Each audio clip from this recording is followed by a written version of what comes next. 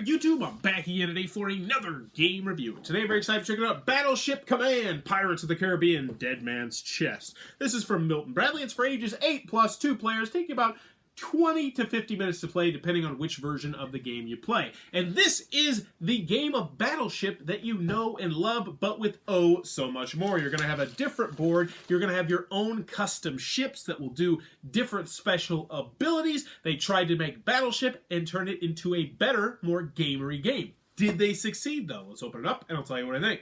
Alrighty, then. We're going to take a look at what you're going to get inside of Battleship Command, Pirates of the Caribbean, Dead Man's Chest. So first and foremost, we have a handy-dandy rule booklet. It's one big page like this. It's got pictures, illustrations, and it's pretty well done. It should have you up and running pretty quickly, and once you know what you're doing, you'll probably never need the game again. Also, there's a couple different ways to play: short game, medium game, long game. You can play any one of them. It's all pretty much the same game, so I'm going to show you how to play. So in Battleship Command, Pirates of the Caribbean, you are going to be, boom, playing a game of Battleship. But as you can see, it's a very different looking game of Battleship here. You still have your A to U, and you're still going to have the numbers 1 through 9, as always, but you're going to be drafting, you're going to be picking your ships at the beginning of the game. So the first thing you're going to do is you are going to pick the 6 ships that you're going to have in the game. There'll be numbers right up here. So this is the number 1 choice. So you can either have the Flying Dutchman or the Kraken, and this is going to be your big ship. So let's take a look at this. So this game is actually about points, unless you're playing the long game, and you're trying to get to X amount of points.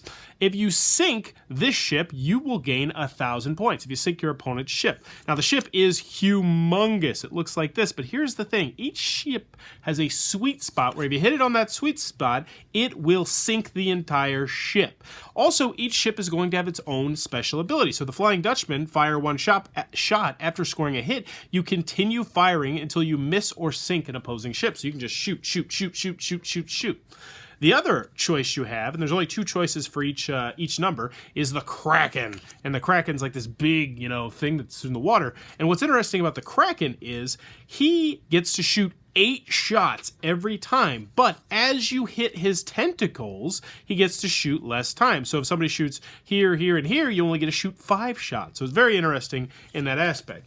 Next, number 2 choice, you have the Black Pearl. After scoring a hit, continue firing until you miss or sink an opposing ship. Yeah, it's the same special ability, and that's one of the problems you're going to notice very fast. Next, we have the HMS Endeavour. 5 cannons is 5 shots, but as cannons are eliminated, the shots, you get less shots. So it's exactly like the Kraken, except smaller. Well, surely. Then we get to number 3, which has the Edinburgh Trader. Scatter shot. A hit produces a scatter effect. The grid square directly below the hit. So it hits not only the shot, but it also hits the spot underneath it if that's part of the boat.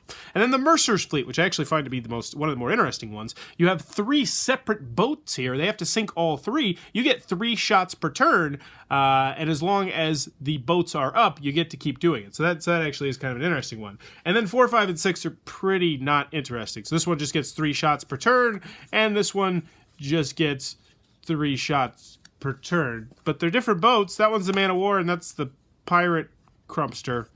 So yeah, it's pretty much the same choice. Then we get to 5. You get, oh, look there. 2 shots per turn, or, 2 shots per turn.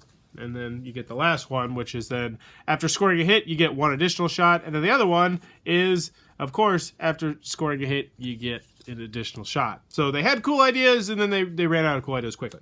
So anywho, you're going to have your 6 ships. I'll just grab 6 ships like so, and then you are going to place your 6 ships on your side over here, making sure that this side, where you can see the ship, is on your side. So you'd slide it in like that. So I'll use that ship, and I'll use my little teeny tiny ship, and then I will of course use my big old Kraken. So I got my big Kraken going on right there. Oops, wrong side. Bloop. So you want it on this side, so that way you can see where you're getting hit from. Actually, what in the world? Why does it not fit there? What am I doing wrong? There it is. Okay. So those are the 3 over there. Then my opponent would also have the same thing. They would have theirs going on like this. And so I would be able to know the special abilities of the ship, but I would not see the location of the ship in the game. So let's just set this up real quick. And then after this, it becomes pretty much your typical game of Battleship. You're going to take turns firing shots, C5, hit, miss, except you'll have your special ability. So how you do it is you say, all right, I'm going to use my Kraken, and I'm attacking H4, and then I5, and then J6, and you keep attacking based on what your special ability is.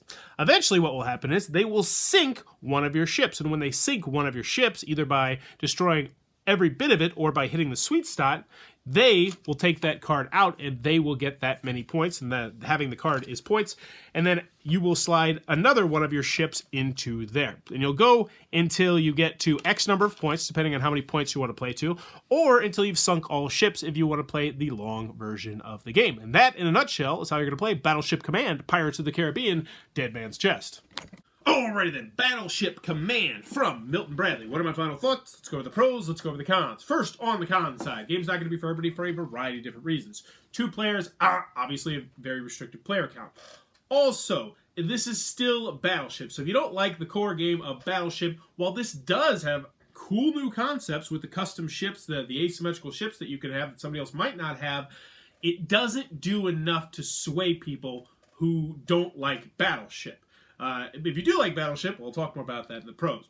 The biggest con that I have of this game, undoubtedly, and you will have it as well if you get this game or if you have this game and haven't played it yet, I do believe, is that you're going to start off and you're going to be like, whoa, this is cool.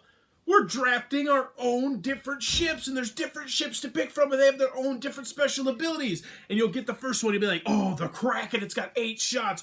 Oh, but the Flying Dutchman, I can just keep shooting and shooting and shooting and shooting. And you'll be like, oh, that's cool. And then you'll get to number 2, and you'll be like, oh, they got 5 cannons, but as the cannons get shot, that does it. And then this one, after you just get to keep shooting and shooting. And then you'll get to the next one, and you'll be like, wait a minute. They're just recycling the same special abilities over and over again. And that's the biggest problem with this game. I don't think this is a bad game. I think this game is better than Battleship. But this game is incredibly disappointing because it has a very cool premise. It looks cool. This is a neat idea. They need to redo Battleship Command probably with a different theme since Pirates of the Caribbean is on its way out, but have actually custom ships for each tier. So they need to come up with 12 custom ships that are different and do different things. That is what I wanted out of this game, and that's probably what you're going to want out of this game once they give you just that little taste of the Kraken and the Flying Dutchman. You're like, oh, that's so cool, I want more of this. And then as you continue to draft, you're going to get more and more and more disappointed because it's like they just stopped trying. It's like they developed the first 30% of this, and they're like, man, this is cool. Let's just coast for the last 70%. It's like when you get married and your husband or wife puts on 200 pounds. It's like, yeah, they totally wowed us at the get-go.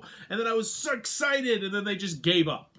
And Milton Bradley, you suck. You suck so hard. Because this could have been such a cool game. This could have been straight up a Battleship killer.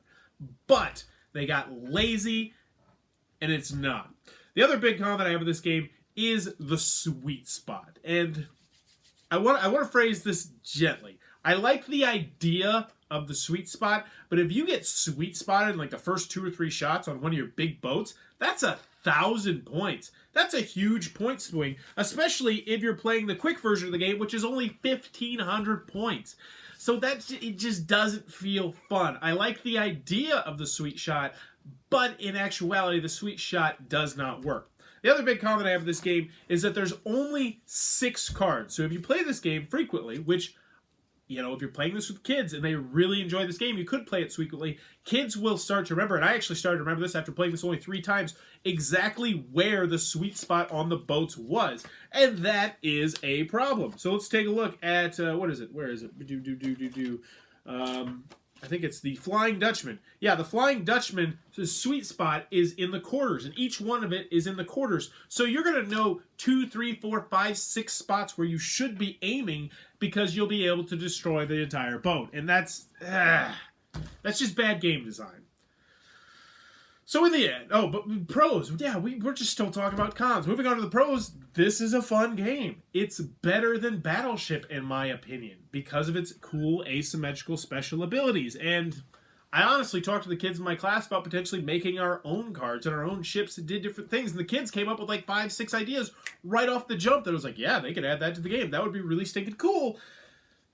But we're talking about pros now. So I would rather play this over Battleship. So I think it is a better game.